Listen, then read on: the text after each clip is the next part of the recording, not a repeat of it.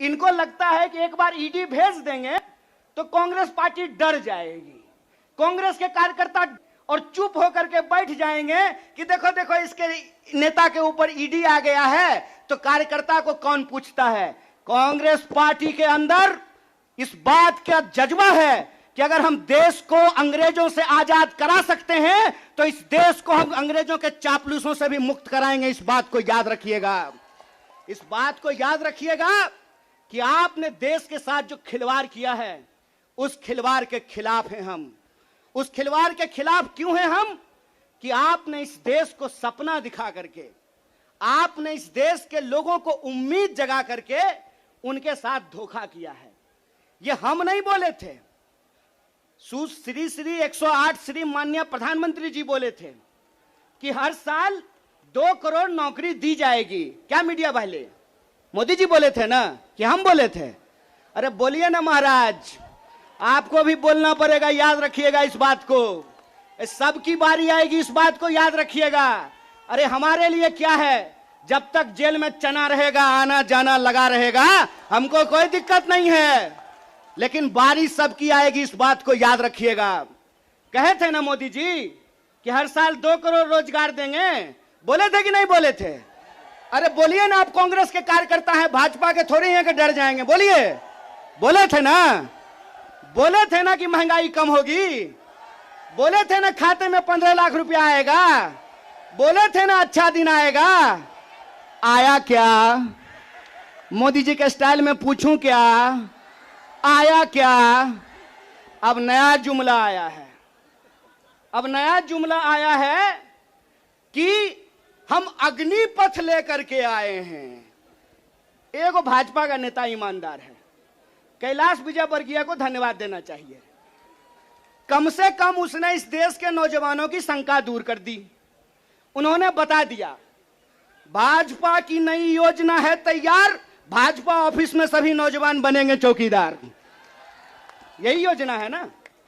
लेकिन मैं कहता हूं विजयवर्गीय जी, आपका बेटा बल्ला बहुत बढ़िया चलाता है, अफसर पे बैठ चला रहा था, उसको बीजेपी ऑफिस में क्यों नहीं सिक्योरिटी गार्ड बना देते हैं?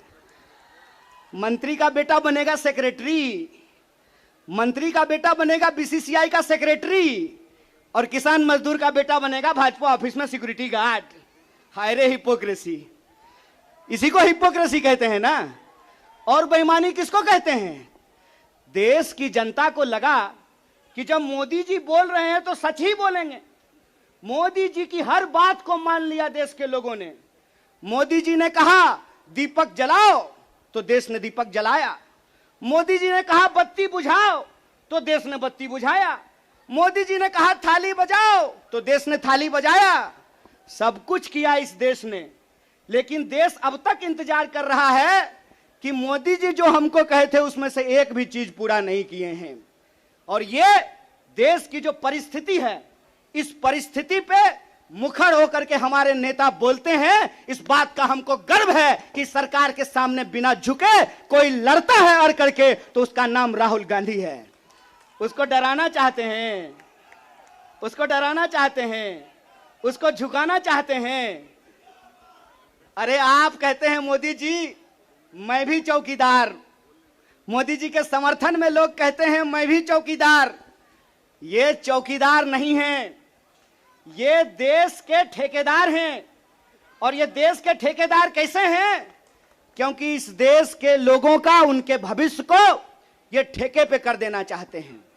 ये जो अग्निपथ योजना है, इसकी मोटी मोटी बात आप समझ लीजिए। मैं बड़े ध्यान से सारा प्रेस कॉन्फ्रेंस सुन रहा हूं। प्रेस कॉन्फ्रेंस में सरकार जिलेबी की तरह गोल गोल कर रही है, हर चीज को सब कुछ बोल रही है, सब फायदा गिना रही है। हो सकता है कि कोई भाजपा का मंत्री यह भी आकर के कह दे कि अग्निपथ योजना में शामिल होने के बाद आपका बाल नहीं गिरेगा। जिस तरीके से उसके फायदे गिनाए जा रहे हैं, लेकिन असली बात नहीं बताया जा रहा है। एक सिंपल सवाल है, सरकार को इस बात का जवाब देश के नौजवानों को देना चाहिए। क्या सिंपल सवाल है कि जो भर्तियां हो रही थी वो भर्ती होगी कि नहीं होगी? सवाल नंबर 1। सिंपल बात है। पहले आर्मी में हर साल 75,000 कम से कम लोग बहाल होते थे। बाद में बीजेपी ने इसको घटा करके 50,000 कर दिया और पिछले 2 साल में, अब तीसरा साल है, 50,000 लोगों को भी भर्ती नहीं की गई। बहाना क्या दिया गया? बहाना दिया गया कि कोरोना था इसीलिए भर्ती नहीं किए। हाय मोदी जी, कोरोना था तो चुनाव लड़ लिए, बंगाल में जाकर के दीदी ओ दीदी कर लिए, सब जगह चुनाव हो गया, उत्तर प्रदेश का चुनाव हो गया, बुलडोजर बाबा आ गए, लेकिन आर्मी की भर्ती नहीं हुई। यह बेईमानी है कि नहीं है? रोजगार देने में कोरोना है और चुनाव लड़ने में कोरोना नहीं है। और अगर आप बैकलॉग को देखेंगे, 50,000 को अगर मान लें, तब भी 1.5 लाख बहाली होनी चाहिए थी। 1.5 लाख ये बहाली नहीं कर रहे हैं। 1.5 लाख बहाली ये करेंगे कि नहीं करेंगे इसको ये नहीं बता रहे हैं। ऊपर से ये एक नया योजना लेकर के आ गए हैं। तो एक ना छोटा सा कहानी हमको याद आ रहा है। बच्चा बहुत जोर जोर से रो रहा था, कहा मम्मी दूध पिला दो, दूध पिला दो। मम्मी उसको उठा करके अलमीरा पे बिठा दी। बच्चा मम्मी को यह नहीं कहता है कि मम्मी दूध पिला दो, बच्चा चिल्ला चिल्ला करके कह रहा है कि मम्मी अलमीरा से नीचे उतार दो, नीचे उतार दो। लोग मांग रहे थे हर साल 2 करोड़ नौकरी, इन्होंने हर साल 2 करोड़ नौकरी नहीं दी, ऊपर से एक नया योजना लेकर के आ गए हैं। पूरा का पूरा भाजपा के तंत्र को उसमें लगा दिए हैं कि आप बताइए कि अग्निपथ के क्या फायदे हैं। अरे सिंपल सी बात है, बिहार में एक कहावत है, नहाया हुआ शरीर और खाया हुआ शरीर नहीं छुपता है। जो चीज अच्छी होती है उसका फायदा बताने का जरूरत नहीं होता है। जो चीज में कोई खराबी होती है उसका खराबी छुपा करके, आपके घर पे कोई सामान बेचने के लिए आता होगा तो उस सामान का सब कुछ अच्छा अच्छा ही बताता होगा। आप ट्रेन में जब जाते होंगे, बस में जाते होंगे, तो जब जूसर बेचने वाला आता है तो एक संतरा से आपको 1 गिलास जूस निकाल करके दिखाता है, और वही जूसर जब आप घर पे लेकर के जाइएगा तो आधा गिलास जूस भी आपको आपके घर में नहीं निकलेगा। ये जो बेचने की मानसिकता होती है, इस बेचने की मानसिकता के खिलाफ हैं। यह सत्याग्रह 2 लोगों के बीच में है। जावेद अख्तर ने लिखा है, इस एक हमारी एक और उनकी मुल्क में है आवाजें दो आवाज है। एक वो आवाज है जो इस देश को बेचना चाहता है, वो देश के सरकार में बैठे हुए हैं। एक वो आवाज है जो देश को बचाना चाहता है, वो सड़कों पे खड़ा है, वो जंतर मंतर पे बैठा हुआ है, वो सत्याग्रह कर रहा है। और ये सत्याग्रह हम इसलिए कर रहे हैं कि सरकार के झूठ को हम समझ रहे हैं। झूठ क्या है? जो देश को झूठ है कि ये लोग परमानेंट बहाली को बंद करने जा रहे हैं। परमानेंट बहालियां नहीं होगी।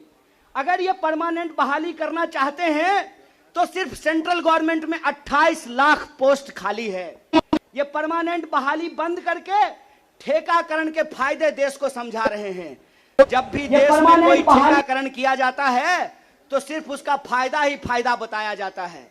जब भी देश की कोई सार्वजनिक संपत्ति बेची जाती है तो उसका फायदा ही फायदा बताया जाता है। लेकिन इस बात को याद रखिएगा कि देश में अगर सारी सार्वजनिक संपत्तियों को बेच दिया गया तो देश का क्या होगा। एक बार आप इस बात पे विचार कीजिएगा कि अगर एयर इंडिया नहीं रहेगा, अगर नहीं होगा एयर इंडिया, तो क्या करेंगे ज्योतिरादित्य सिंधिया? समझना है कि नहीं समझना है? आप हमको बताइए कि सरकारी रेलवे नहीं होना चाहिए, सरकारी बीएसएनएल नहीं होना चाहिए, इनके हिसाब से सेना में नियमित नौकरी नहीं होनी चाहिए। जब सब कुछ सरकारी नहीं होना चाहिए तो सरकारी प्रधानमंत्री लेकर के ढोल बजाएंगे? फिर सरकारी प्रधानमंत्री भी क्यों होना चाहिए? सरकारी संसद भी क्यों होना चाहिए? देश का मतलब होता है देश की राष्ट्रीय संपत्ति, देश का मतलब होता है देश की राष्ट्रीय सेना, देश का मतलब होता है देश के लोगों का सम्मान।